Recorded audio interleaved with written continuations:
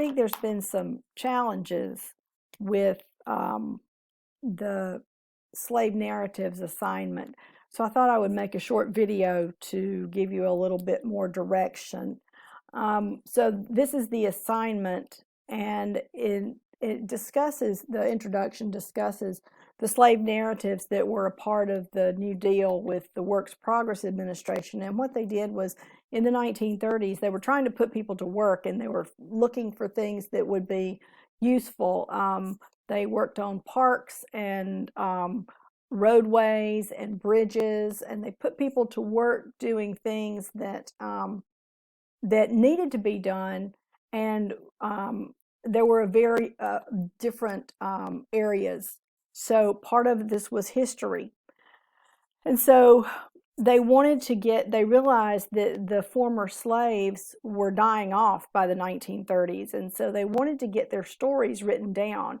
So they sent people out to take down their stories, so the former slaves could dictate their stories to these people, who would then put these in a repository, which now is the Library of Congress. And so we have all of these firsthand accounts of what it was like to be a slave in the South, and we've found out from reading all of these that it was very different. Every situation was very different. The situation with owners was different. Every owner was different. Every situation was different. All the enslaved people were different, and the circumstances were different for everybody. So you might have been a field hand, you might have been a house servant. There were pros and cons to all jobs. There were pros and cons in all situations for these people. Slavery in general was a con, of course, but there were good parts to being a house servant, and then there were bad parts to being a house servant. Overall, of course, slavery was terrible, but within that there were pros and cons. So anyway, different situations.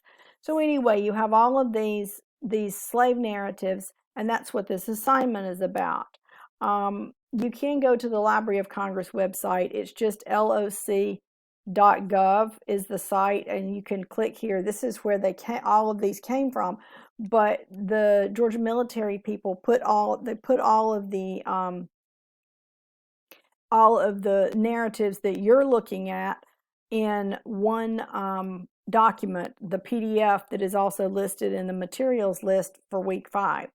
So you've got 11 different stories or narratives about life before the Civil War. So what you're going to do is you're going to write a 3-page essay. You're going to read these documents, and it's kind of hard because they're dictated in the vernacular that the former slaves used. So you sort of have to look at the pronunciation and realize you have to it's almost like a foreign language, because the writing is just as they said it, and so it's hard to read. Listening to it probably would be a lot easier than actually reading it. But that being said, so what you're going to do is you want to look for how the roles of African American men were very different from the African American women. Of course, you had the fact that African American women were subject to be sexually assaulted in any situation. That was a huge issue. Now, you don't have to talk about that in this essay necessarily, but that was a big deal because women were vulnerable and they honestly did not have an option. However, if these women were married to these African American men, then the African American men had to know that their wives were being raped by their owners and not being able to do anything about it because of their status. That had to be really bad for the man too. So, and then you had women who had to give birth to owners' babies, and then those children were mixed race babies who were not accepted in either world necessarily. And so, there were all kinds of problems related to that alone. So that's one huge way that men and women were different. Now, you don't have to write about that necessarily, and probably you won't find it in these documents, but that is a huge something that you have to consider. Also, many of these men and women, they would marry and they might live on different farms.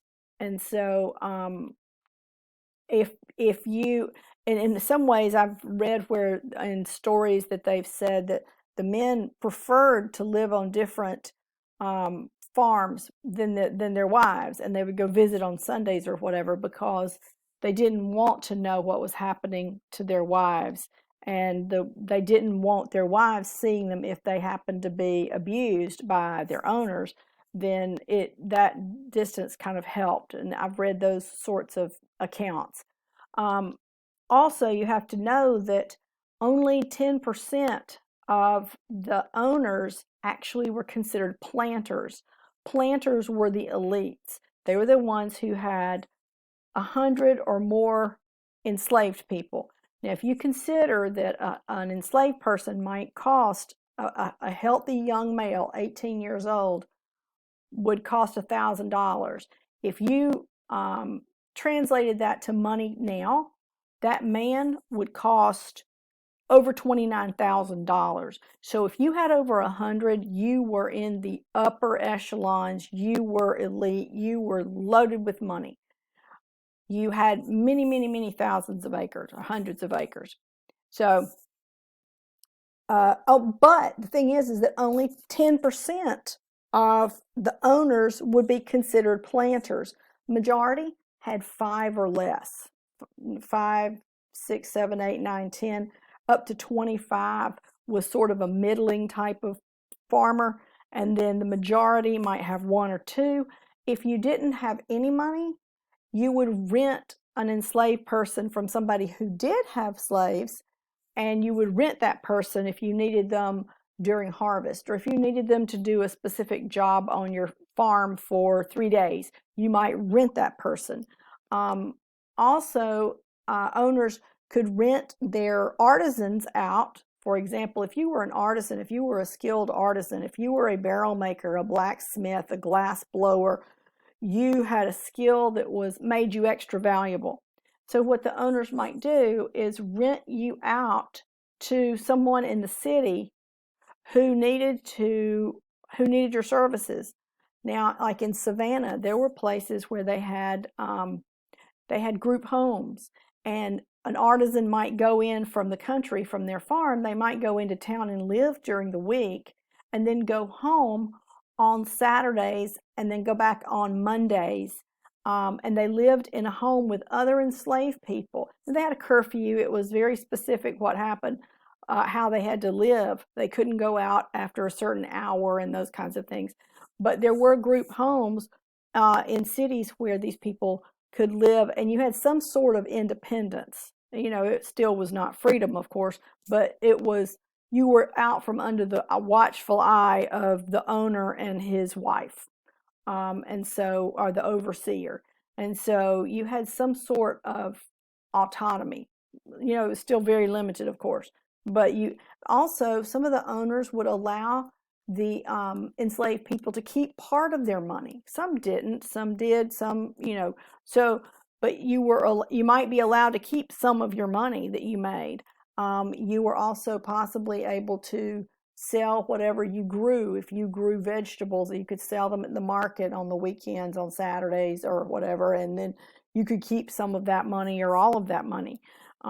So what I'm trying to say is there were all very different situations, and it was very specific as to where you were living, what region of the country you were living in, and your owner, and what that particular situation was. Also, if you had like I said, if you had a skill, you were very valuable, and so you know, if they needed a barrel maker, then that made you extra valuable.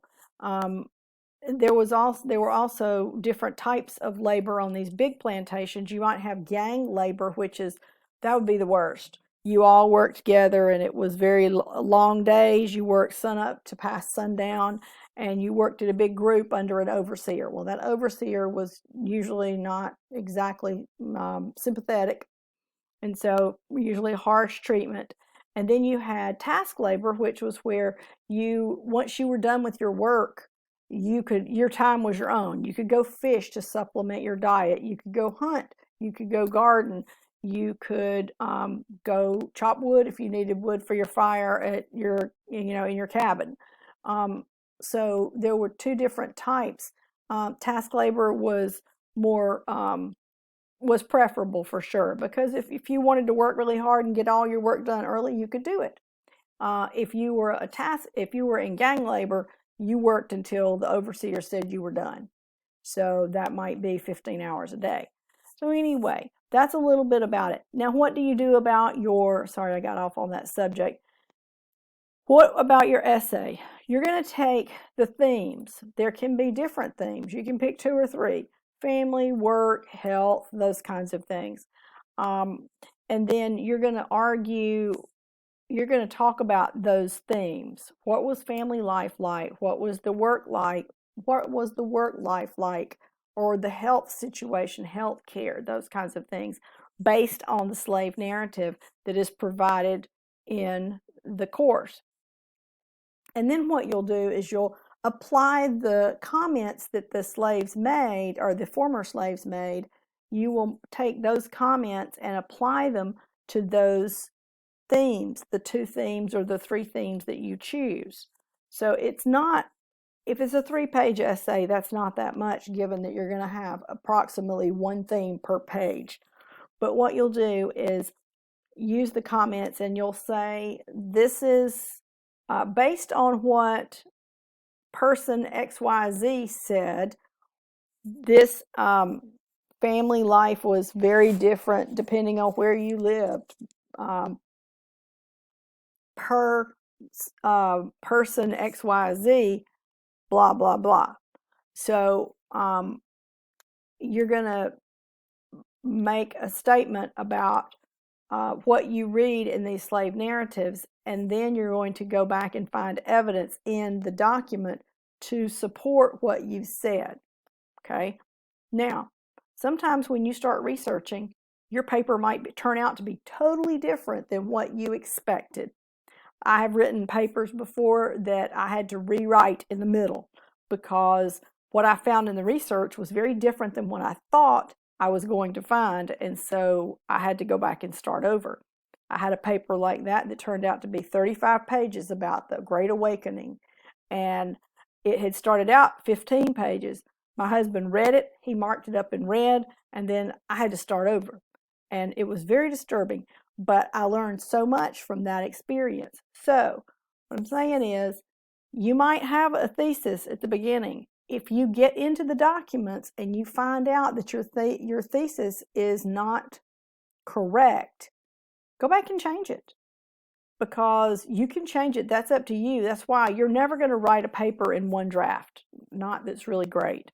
You need to be prepared to write at least 2 drafts, and to go back and write it, let it sit for a day, and then go back and look at it again and think about what you want to do to change it, to make it better, those kinds of things. Because sometimes you get so involved in your writing that you forget that other people are reading it and they don't know what you're talking about. It's like you get in your own head.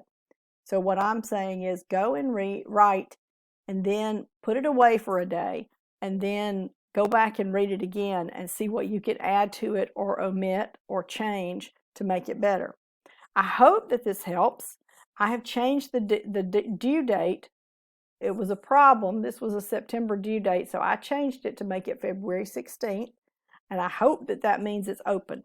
So if you have any questions at all, please let me know, and I hope this helps you a little bit. Thanks so much. Have a good day.